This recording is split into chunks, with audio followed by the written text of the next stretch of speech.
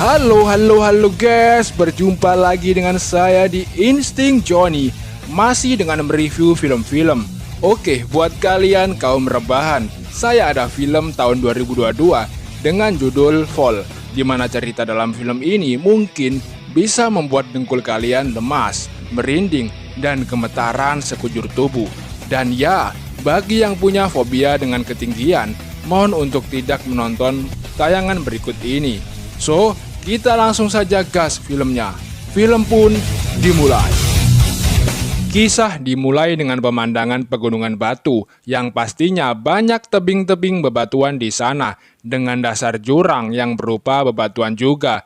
Dan mari saya perkenalkan dengan Becky. Lalu ada pasangannya Becky bernama Dan. Lalu ada sahabatnya Becky bernama Hunter. Mereka bertiga ini sama-sama memiliki hobi yang ekstrim, yakni memanjat tebing. Hari itu awalnya semuanya berjalan dengan lancar. Seperti biasa, pasak atau pengaitnya ditancapkan, lalu memanjat lagi seperti itu terus hingga sampai pada puncak. Bahkan, melompat kadang diperlukan jika jalur panjat tebingnya mulai buntu. Sampai suatu ketika, ada sebuah lubang lalu ketika Dan akan menancapkan pasaknya, muncul seekor burung di situ.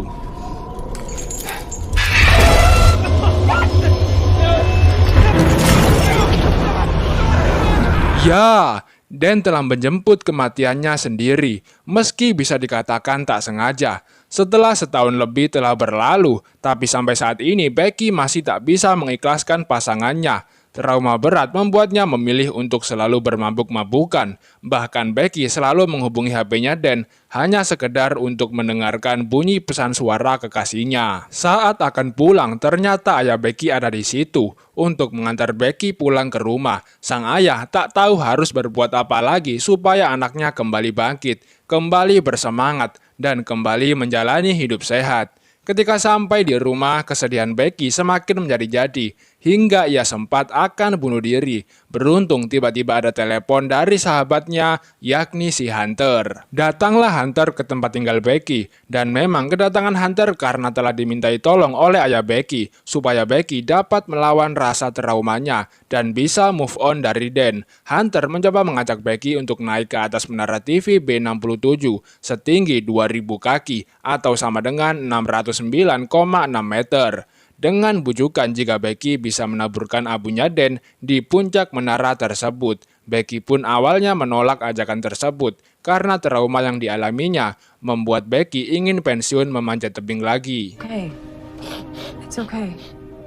Keesokan paginya setelah Becky melihat foto Dan bersamanya, tak disangka hal itu membuat Becky berubah pikiran. Alhasil, Hunter pun sangat senang mendengarnya. Your stupid tower.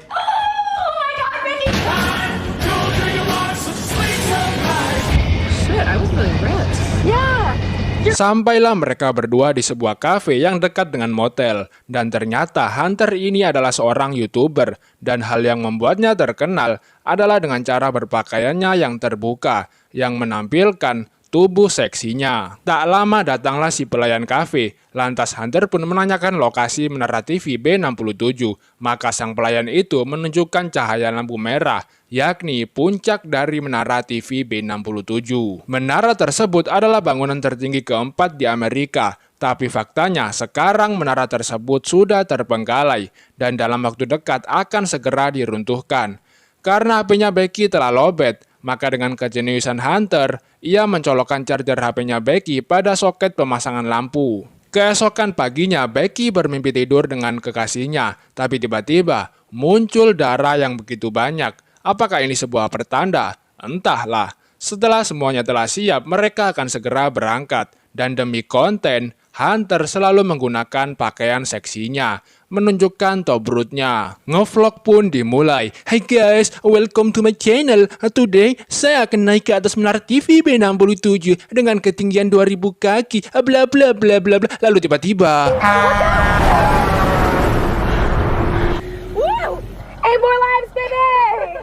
Tibalah mereka di area wilayah menara TV B67 dan ternyata tempat tersebut sudah ditutup karena memang berbahaya. Alhasil Hunter dan Becky harus berjalan kaki untuk sampai ke menara tersebut. Di perjalanan mereka menemukan seekor rusa yang masih hidup, tapi tubuhnya sudah dicabik-cabik oleh burung nasar, yakni burung pemakan bangkai. Setelah memotret bangkai rusa tadi, Hunter pun menguploadnya. Dan inilah menara TV B67 dengan ketinggian 2000 kaki. Vlog singkat lagi sebelum mereka berdua mulai menaiki tangga dalam tower yang setinggi 1800 kaki, lalu dilanjutkan tangga luar setinggi 200 kaki.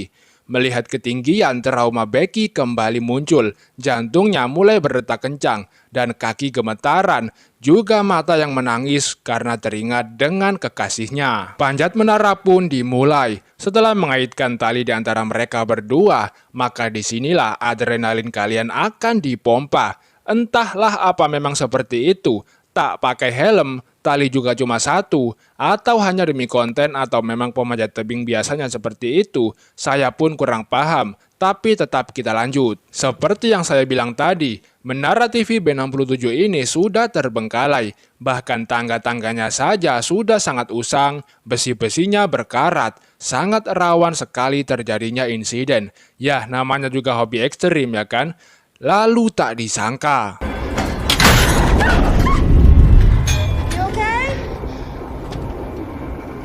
benar-benar mengerikan, tapi Hunter selalu menyemangati Becky. Alhasil pemanjatan itu kembali dilanjutkan, yang padahal baut-baut dari tangga tersebut sudah aus dan akan lepas sewaktu-waktu. Setelah setengah perjalanan mereka istirahat sejenak untuk mengisi tenaga. Di ketinggian 1000 kaki itu atau kurang lebih 300 meter, sama dengan mereka telah ada di puncak Menara Eiffel di Paris. Dan karena daerah tersebut jauh dari perkotaan, yang ada hanya motel dan kafe tadi, terlihat seperti rumah mainan monopoli. Tak banyak yang dapat saya ucapkan. Kita langsung saja singkat cerita. Sampailah mereka berdua di akhir tangga dalam yang setinggi 1800 kaki. Lalu bagaimana pemandangannya? Dan inilah deng-deng.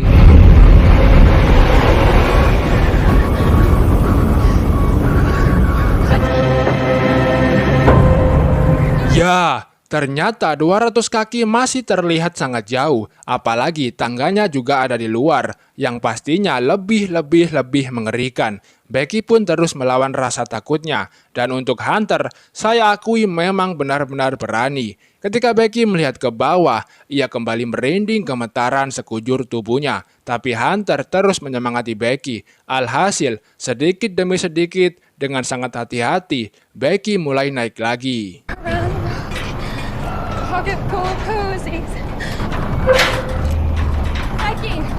Sampailah Hunter di mana ada pemancar sinyal di atas menara itu. Ya, meski melewati celah-celah sempit dan bahkan tobrutnya sampai tersangkut-sangkut, tapi itu bukan masalah bagi Hunter. Disusul juga oleh Becky yang tiba di pemancar sinyal tersebut. Pemanjatan pun kembali dilanjutkan. Dan ternyata tangga luar lebih rapuh, bahkan satu baut tiba-tiba lepas dan jatuh. Kini puncak menara itu sudah di depan mata, sampailah Hunter di puncak menara tersebut. Lalu saat Becky juga hampir sampai, satu baut terlepas lagi. Kini mereka berdua telah berada di puncak menara TV B67. Sungguh bahagia yang tiada duanya bagi mereka. Tak menyangka bisa sampai di puncak.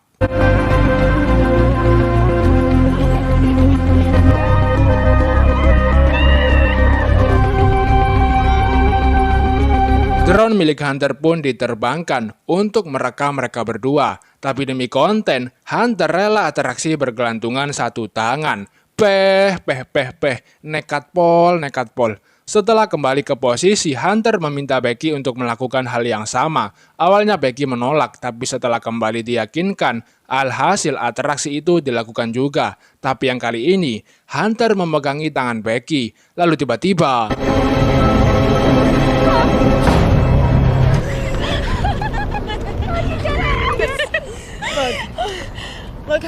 Akhirnya, abuden yang telah dibawa akan ditaburkan dari atas puncak menara TV B67. Tapi anehnya saat Becky yang menaburkan abu suaminya, di situ Hunter yang menangis. Becky pun mengajak Hunter untuk turun kembali, karena Becky juga ingin buang air kecil. Tali pengaman kembali dipasang di antara mereka berdua, lalu tas ranselnya dipakai oleh Becky dan mulai turun duluan. Dengan sangat hati-hati kaki Becky meraih tangga luar tersebut. Tibalah Becky di posisi anak tangga yang sudah tak ada bautnya. Alhasil, sebuah insiden pun terjadi.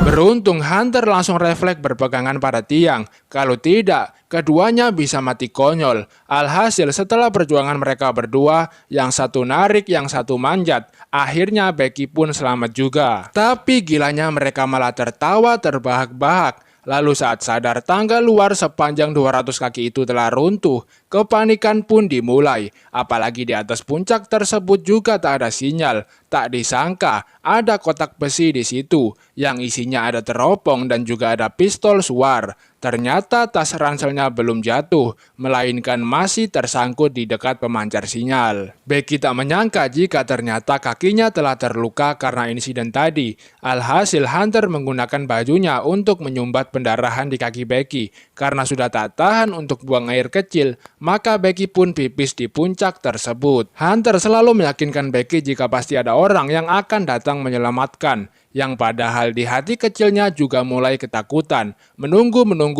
dan menunggu. Hanya itu yang bisa dilakukan. Kalau tak ada orang, percuma suar ditembakkan. Tak berselang lama, Hunter yang sedang memantau menemukan sebuah mobil yang sedang berhenti. Karena tak terlihat adanya manusia, maka suar belum saatnya ditembakkan. Hunter yang mencari sinyal tiba-tiba teringat dengan foto rusa yang diupload sebelumnya. Itu artinya di bawah sana masih ada sinyal tapi entah hingga ketinggian berapa.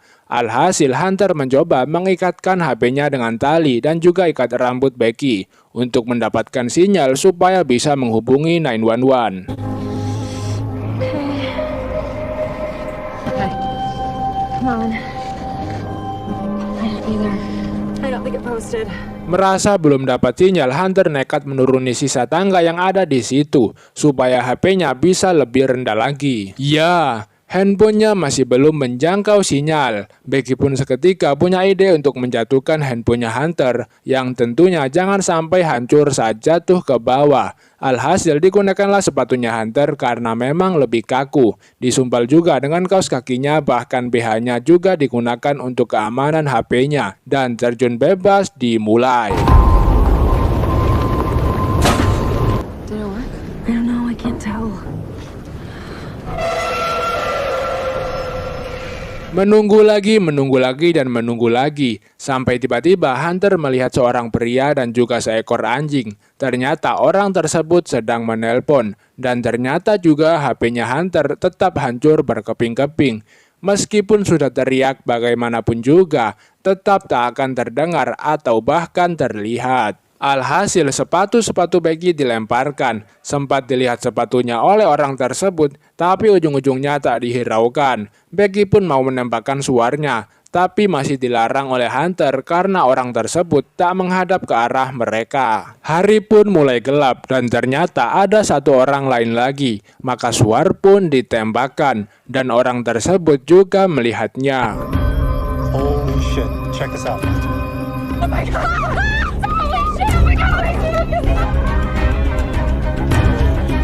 Tapi tak disangkanya, dikira akan menolong, dua orang tersebut malah mencuri mobilnya Hunter. Asuh, tak ada lagi yang bisa dilakukan. Tas jatuh, HP tak ada sinyal, suar juga sudah ditembakkan. Kini malam semakin dingin. Ya, hampir saja Hunter akan jatuh karena pastinya capek, lapar, haus, ngantuk, sudah bercampur aduk, apalagi tak ada kepastian sampai kapan mereka akan terjebak di sana. Usut punya usut, cerita punya cerita, ternyata Hunter pernah menjadi selingkuhan Dan. Selama 4 bulan Becky telah diselingkuhi, tapi karena Hunter tak tega dengan sahabatnya itu, maka Hunter menyudahi perselingkuhannya. Hingga hari kembali pagi, tapi Hunter masih berusaha untuk menjelaskan yang sebenar-benarnya. Yah, namanya juga pasangan sehobi ya kan, susah loh cari yang kayak gitu. tapi jangan sampai jadi selingkuhan juga. Hari pun semakin siang dan Becky masih tak mau bicara pada Hunter. Seketika Becky melihat cincin kawinnya, maka Becky melepas cincin tersebut lalu dipasangkan pada kalungnya. Lalu tiba-tiba handphone Becky berbunyi, tapi ternyata itu hanyalah alarm yang menunjukkan bahwa mereka telah terjebak selama 24 jam. Karena semakin kehausan, lalu melihat talinya hampir mendekati tas ransel, maka Hunter mencoba menuruni tali tersebut untuk mengambil tas ranselnya. Lalu tiba-tiba Hunter terpeleset, tapi untungnya masih selamat. Hunter pun melanjutkannya hingga hampir sampai di pemancar sinyal, tapi tetap tak dapat menggapai tas ranselnya. Seketika Hunter berpikir untuk melepaskan pengait talinya supaya bisa turun lebih rendah lagi dan... Hunter!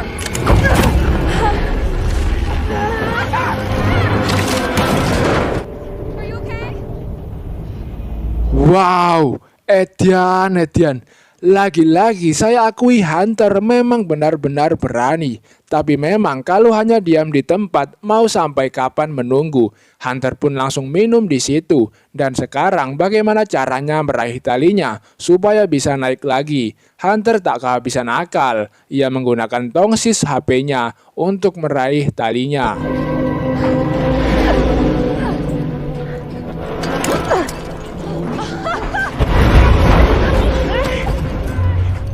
Ya, setelah berhasil menggapai talinya, Becky menarik dan Hunter memanjat. Sampai tibalah Hunter telah dekat dengan puncak dan saat menggapai tangga, tiba-tiba...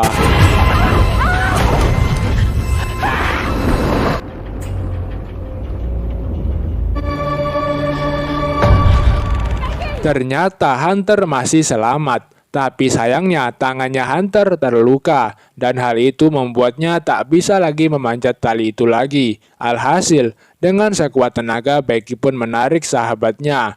Tarik terus hingga sampailah Hunter di puncak menara itu lagi. Becky yang kehausan pun langsung minum karena memang yang mereka bawa hanya air minum.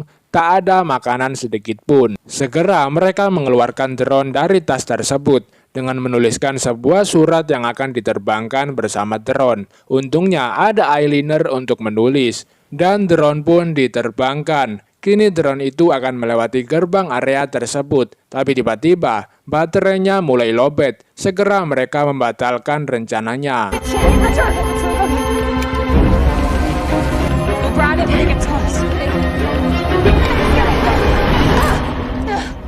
Matahari sudah mulai tenggelam dan kini malam pun telah tiba. Becky terbangun dari tidurnya dan melihat Hunter tak ada di situ. Panik. Lalu tiba-tiba Becky melihat Hunter tewas dengan luka di tubuhnya. Lalu ternyata itu hanyalah sebuah mimpi. Melihat lampu menara yang masih menyala-nyala, Becky punya rencana untuk mengisi daya baterai drone tersebut, seperti yang Hunter tunjukkan saat di kafe. Ketika matahari telah muncul, segera Becky memanjat tiang lampu tersebut. Meski harus sedikit menahan luka di kakinya, tapi Hunter selalu memberikan semangat pada Becky, tak pernah menunjukkan muka paniknya.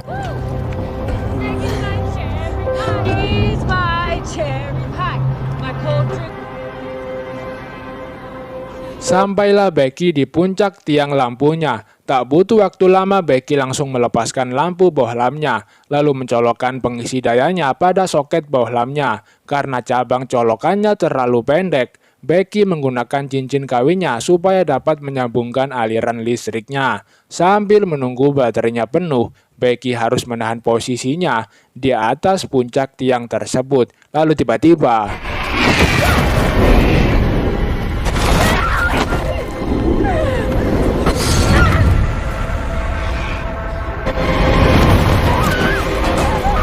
Gila. Serangan burung nasar yang sungguh berakibat fatal. Untungnya Becky masih selamat dan pastinya baterai drone tersebut sudah penuh. Saat membuka HP-nya, Becky teringat dengan ayahnya. Karena selama Becky trauma, ia selalu mengabaikan nasihat ayahnya. Singkat cerita, kini drone sudah siap untuk diterbangkan. Satu-satunya harapan bagi keselamatan mereka berdua. Kini drone sudah semakin dekat dengan kafe dan...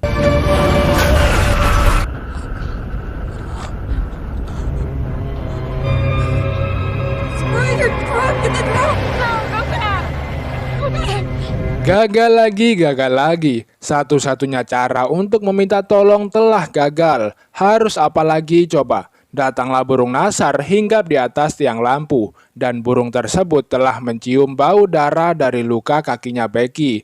Burung itu hanya menunggu Becky menyerah, entah itu saat tidur, pingsan, atau bahkan saat mati. Becky yang sudah sangat lemas masih punya satu ide lagi, yakni menjatuhkan HP-nya dengan sepatu yang masih dipakai oleh Hunter. Lalu Anda semua di rumah akan sangat dibuat terkejut saat Hunter bilang pada Becky jika sepatunya tak ada di atas situ, melainkan ada di bawah sana. Itu berarti Hunter telah mati sejak kemarin. I fell. I bled out.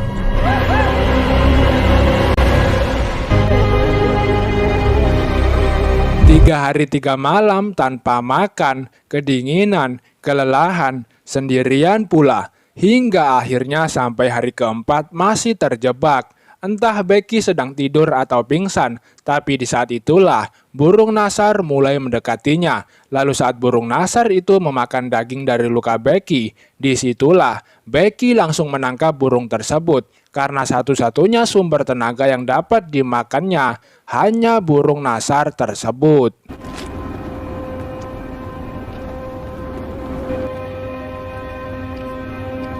Setelah punya tambahan tenaga, Becky mulai turun ke bawah untuk menghampiri mayat Hunter. Dengan sangat hati-hati dan dengan rencana yang matang, akhirnya Becky bisa sampai pada mayat sahabatnya. Meski sangat menyayangi sahabatnya, tapi inilah cara terakhir yang dapat dilakukan. Sebuah pesan dikirim pada ayahnya, lalu HP-nya dilindungi dengan sepatunya Hunter, lalu kemudian sepatunya dimasukkan ke dalam perutnya Hunter.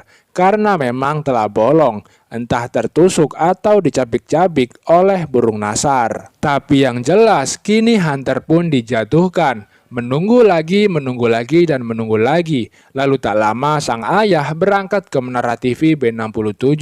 Itu artinya pesan yang dikirim pada ayahnya telah berhasil. Dari kejauhan terlihat ada helikopter dan beberapa mobil polisi di menara tersebut.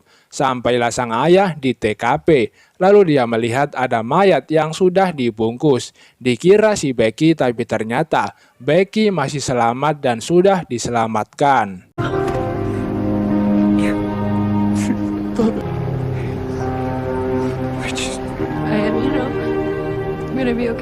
Oke, film pun selesai.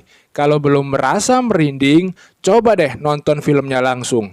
So, pesan yang dapat kita ambil dari film ini adalah selama kalian masih bernafas, jangan pernah putus asa untuk berusaha. Seperti dalam film ini, jangan pernah panik meskipun kalian terombang-ambing di tengah samudera sekalipun, atau kalian tersesat di hutan sekalipun, atau bahkan tersesat oleh Google Maps. Jangan panik, ambil nafas, tenangkan pikiran, dan goodbye.